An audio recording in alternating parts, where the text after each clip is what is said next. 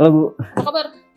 Alhamdulillah. Kita buka masker nih. Oh, boleh. Sekarang udah agak lebih baik Supaya ya kelihatan kondisinya. wajahnya. Baca buku apa sih? Ini saya lagi Menarik kayaknya. baca buku Orang Asing. Hmm. Ini karya Albert Camus. Albert Camus adalah pengarang dari Prancis. Dia juga adalah filsuf. Jadi buku ini sangat menarik ya buat saya. Ini salah satu buku terbaik yang pernah saya baca, Bu. Jadi di peringkat 1 Emang sih. versinya saya nih. Oke. Judulnya emang menarik. Karena orang asing tidak biasa. Itu terjemahan. Betul. Ini adalah terjemahan Cerita dari bahasa Prancis ya. Oke. Kemudian langsung diterjemahkan dari bahasa Prancis oleh Ibu Absanti kalau nggak salah ya. Sebentar, di sini ada terjemahan yang harusnya takut salah. Iya, oleh Bu Absanti diterjemahkan dengan sangat-sangat baik. Jadi saya kira Keren. buku ini akan menarik ya. Itu terbitnya tahun? Sebetulnya ini diterbitkan pertama kali pada tahun 1940-an, Bu. Jadi ini termasuk sastra yang cukup lama begitu ya. Kemudian diterbitkan oleh Yayasan Pustaka Obor Indonesia, YOI, itu pada tahun 2013. Itu cetakan berapa? Ini cetakan edisi pertama di tahun ini. Edisi pertama. Artinya ada edisi yang berikutnya Maaf. sih? Cetakan pertamanya itu oleh Jambatan, Terbit Jambatan 1985. Oke, 85. Sepertinya didaur ulang nggak sih? Nggak, tahun-tahun berikutnya. Belum nemu lagi atau? Belum nemu lagi ya. Nah, mungkin ini cetakan pertama yang diterbitkan oleh YOI, Yayasan Obor. Nah, gitu. Boleh dong cerita Kak Langgam, apa sih orang mati itu? Orang asing. Orang asing. Orang asing ini sebetulnya ceritanya sangat sederhana, Bu. Ceritanya tentang seseorang bernama Meursault ya. Saya nggak tahu bagaimana spellingnya gitu ya. Di sini agak rumit namanya Meursault. Menarik nih. Meursault itu tinggal di sebuah kota di Maroko. Pada suatu hari ibunya meninggal. Kemudian dia dikabari bahwa ibunya meninggal di panti Ureda, di panti Jompo begitu. Kemudian dia datang ke sana untuk melihat jenazah ibunya, tapi di sini ada keanehan. Apa? Yang dianggap aneh oleh orang-orang panti Ureda itu, kok ini anak kandungnya, tapi kok datar-datar aja gitu saat manusia, saat ibunya nggak ada ekspresinya. Tuna emosi gitu ya.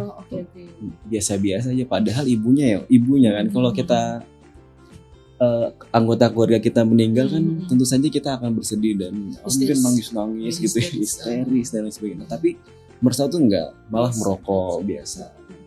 Nah, di situ kita disuguhkan dengan dalam tanda kutip absurditas namanya. Itulah yang digagas oleh Albert Camus ya, yang dinamakan absurditas. Nanti kita mungkin bisa berbicara lebih banyak tentang absurditas. Nah, kemudian sudah ibunya meninggal, dimakamkan, selesai. Kemudian dia menjalani hidup dengan biasa aja. Dia punya kekasih namanya Mary atau Mari kalau nggak salah. Kemudian mereka ya sebagaimana pacaran gitu ya. Nah, pada suatu hari mereka sedang berlibur di pantai bersama teman-teman yang lain. Kemudian ada orang Arab. Nah, diceritakannya begitu ya, ada orang Arab yang mungkin mengganggu mereka begitu ya. Kemudian di sana terjadi konflik dan akhirnya Meursault ini menembak orang Arab itu. Kalau nggak salah 2 kali tembakan, lalu mati orang Arab itu. Kemudian dia di penjara. Nah, di sini ada hal yang menarik lagi, ada poin kedua gitu dari novel ini. Ketika dia di penjara dan dijatuhi hukuman mati, si absurd ini, si Meursault ini, yang absurd itu, dia tidak mau berdoa kepada Tuhan begitu ya. Ateis kah? Mungkin juga. Dia juga tidak mau mendapat bimbingan dari rohaniawan gitu ya, mungkin pendeta atau apa gitu. Intinya dia tidak merasa menyesal atas kejadian itu. Dia juga tidak merasa bahwa hukuman yang akan dia jalankan, yang ya jalankan dieksekusi ya, dieksekusi mati itu juga bukan sesuatu yang gimana-gimana gitu, biasa aja. Jadi kita di sini bisa melihat pandangan Mersault tentang kematian, bahwa kematian itu hal yang datar, betul sekali. Nggak ada emosi, nggak ada apa. Santai dia menghadapi kematian seperti itu gitu. Pertanyaan boleh dibuka? Silakan. Ini menarik soalnya. Nah, berakhirnya di situ, Bu. Jadi ketika dia sampai akhirnya mungkin ya tidak diceritakan juga hukuman matinya. Tapi tapi endingnya dia mati. Nggak diceritakan sebetulnya. Endingnya dia ya begitu aja. Nggak mau ketemu rohaniawan, pendeta gitu, dan tidak mau mengurangi hukuman kayak gitu, ya udah biasa aja. Sebentar, saya agak lupa di awal. Ini true story atau novel biasa? Novel biasa sebetulnya. Novel biasa. Saya kayak melihat banyak fiksi. Beneran gitu. Karena zaman dulu itu emang orang-orangnya kayak begitu. Gitu. Unik-unik, hebat-hebat. Betul. Bikin pertanyaan di masa mendatang. Kayak gini lah gitu ya. Bisa jadi ini kejadian itu tapi diangkat di novel. Ya, tentu saja novel kan representasi dari kehidupan Ibu. Refleksi dari kehidupan. Iya. Di tampak nyata gitu ya. Boleh aku tanya? Iya. Oke. Kita kan enggak semua teman-teman tahu absurditas itu. Apalagi dikaitkan dengan kematian. Ketika kita melihat di novel itu, apa yang terbersih sama Pak? Absurditas kematian. Ya. Ini sedikit panjang nih, 2 SKS. Gak apa-apa, saya bukan dari Prodi Sastra Indonesia soalnya, tapi saya suka. Jadi main sastra. Di Prodi Sastra Indonesia memang dia dipelajari juga, Bu. Salah satu alirannya itu aliran absurditas gitu. Ini basic ya? Enggak. Ya basic sebetulnya. Ya baik. Absurditas itu adalah sebuah aliran filsafat yang diturunkan atau turunannya dari eksistensialisme. Nah, jadi memang Albert Camus di sini seperti yang saya jelaskan di awal adalah seorang filsuf. Dia sangat dipengaruhi oleh filsuf-filsuf sebelumnya begitu ya, tentunya filsuf-filsuf yang terkait dengan eksistensialisme seperti Nietzsche dan lain sebagainya gitu ya. Absurditas ini diawali dengan Perang Dunia Pertama atau kedua. Di sana Albert Camus melihat kok manusia lahir ke dunia, tapi kemudian mereka mati begitu saja gitu loh. Seperti yang kita ketahui bahwa perang selalu menciptakan korban gitu kan. Ya jadi. Tangkap saya. Jadi kata Albert Camus, manusia itu sebetulnya terjebak di dunia. Jadi dia seperti koin yang dilemparkan ke sebuah wadah dan udah dibiarin aja oleh Tuhan gitu ya, kalau misalnya dia masih percaya Tuhan. Dibiarkan saja kemudian dia mati. Kok main-main gini? Kita memang agak sulit ya membayangkan gaze-nya gitu ya. Maksudnya mungkin keadaan waktu itu ya manusia lahir, kemudian tumbuh dewasa, setelah dewasa mereka disuruh perang gitu loh. Dan mereka pasti mati gitu. Jadi kok gini ya keadaan dunia itu. Nah, jadi absurd gitu. Kita tuh apa sebetulnya? Absurd. Bahkan pada perkembangannya ketika pada zaman itu banyak orang-orang yang bunuh diri karena ya menghadapi dunia yang sebegitu absurdnya. Kenapa saya harus perang untuk mati gitu? Mending saya sekarang mati aja gitu. Nah ini yang disebut dengan absurd gitu. Jadi nggak ada tujuan. Hidup itu apa sih? Nggak jelas tujuannya. Nah kira-kira seperti itu ya. Jadi eksistensi manusia di sini malah nggak ada begitu ya. Nah dengan keadaan yang seperti itu, kata Albert Camus, manusia sudah masuk kepada situasi yang absurd. Nah sebetulnya apa yang dikatakan oleh Albert Camus, ketika manusia ke dunia, kemudian dia berada di situasi yang absurd, dia seharusnya tidak bunuh diri. Ini jadi merambah ke semua aspek di dalam kehidupan, ya kan? Jika semua orang berpikir seperti dia, betul. Ya kan? Karena saya melihat mungkin dia tidak punya pegangan soal keimanan, ya kan? Jadi dia tidak balik kepada orang kalau ateis kan nggak ada halangan, nggak ada stuck atau apapun. Dia nggak main norma, dia nggak main adab, dia nggak main. Betul. Ya kan? Apa yang terjadi ya ketika sebagian orang berpikir hal yang sama seperti itu? Tapi kita juga jadi berpikir, ya juga, untuk apa kita hidup lama-lama? Kalau pada endingnya kita mati-mati juga. Nah itulah yang ingin dikatakan oleh abad kamu. Ya untuk apa? Nah tapi gini, ada satu poin yang penting dari Albert Camus. Dia tidak menyuruh kita untuk mati sebetulnya. Tapi dia meminta kita untuk mengolok-olok hidup dengan cara macam-macam sebetulnya. Salah satunya adalah dengan cara ya udah hidup seperti biasa. Dengan cara itulah kita mengolok-olok kehidupan itu dengan tetap bertahan hidup gitu loh. Jadi poinnya bukan kita harus bunuh diri, tapi kita harus bertahan hidup dan seolah-olah itu anggaplah itu sebagai olok-olok gitu terhadap kehidupan, terhadap dunia.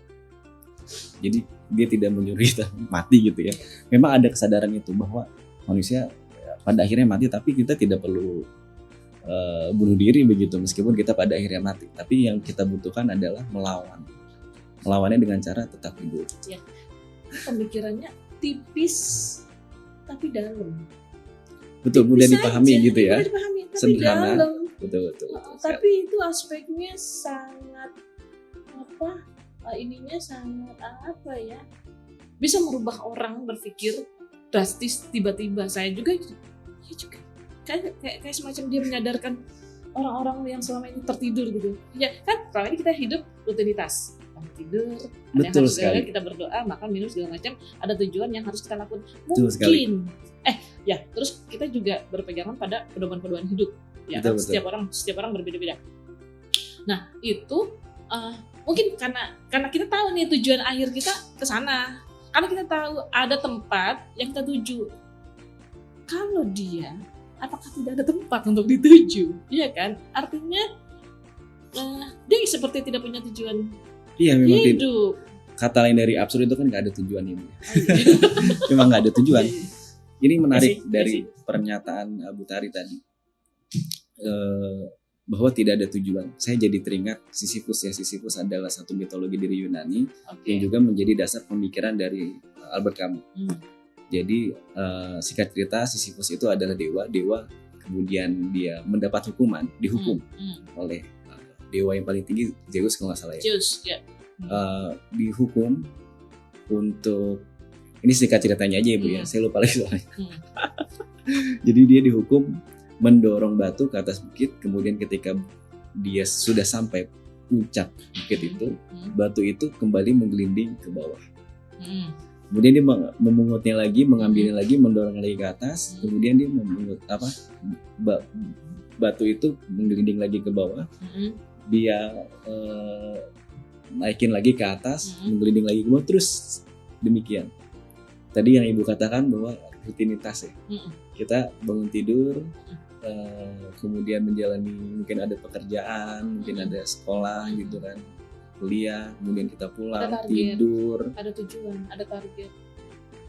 Tapi pada akhirnya tidak ada tujuan. Iya kan? Kan Sisyphus tujuannya ke puncak, tapi kemudian ketika di puncak dia jatuh lagi, bolanya jatuh lagi. Kemudian dia ke puncak lagi, jatuh lagi. Nah itu kan jadi nggak ada tujuan ya. Tujuannya bukan puncak gitu loh. Nah hidup juga kita begitu mungkin. Dia konstan jadi. Konstan. Perputaran. Jadi nggak ada tujuan dan ya absurd aja gitu loh. Ya ada musik gitu. Jadi nggak konsen. Ya. Nah pada satu titik Sisyphus itu Sisyphus menyadari bahwa kekonstanan itu ya. Tapi di satu titik dia bahagia juga dengan apa yang terjadi gitu loh. Jadi sepertilah kita seharusnya menjalani hidup rutinitas, dan pada satu titik kita menganggap bahwa ya udah kita harus bahagia dengan apa yang terjadi. Itulah cara kita untuk melawan eksis ya, intinya kan eksis di kehidupan yang absurd ini. Survive. Betul. Ini menarik ya. Menarik banget. Membuka pikiran orang yang tadinya tidak terpikir. Ya nggak? Nah, itu yang ingin saya sampaikan juga.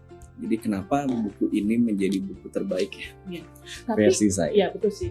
Tapi memang ya, kata-kata absurd ini sering dijadikan materi kalau stand up comedy itu kan. Aha. Nah, itu juga jadi apa? Orang jadi berpikir logik, berpikir main-main juga. Tapi kalau untuk stand up sejatinya jatuhnya memang menghibur ya. Tapi dia tidak sedalam ini untuk merubah seseorang berpikir ke hal yang lain. Ya, jadi kenapa buku ini saya katakan terbaik, karena buku ini mampu mengubah mindset saya, cara orang berpikir. Dekat-dekat dengan stoik ini sebetulnya, pemikiran absurdisme ini dekat-dekat dengan stoik. Stoik saya tahunya bapaknya di film Dragon. Stoikisme ya. Nah itu nanti kita bicara stoik. Oke ya. Iya. PR. Ini buku ini mengubah pemikiran saya juga buat tentang hidup. Jadi ya memang kita kadang-kadang kan merasa menderita gitu ya. Tapi tidak berharga tapi kecewa. Ya udahlah gitu kan. Iya.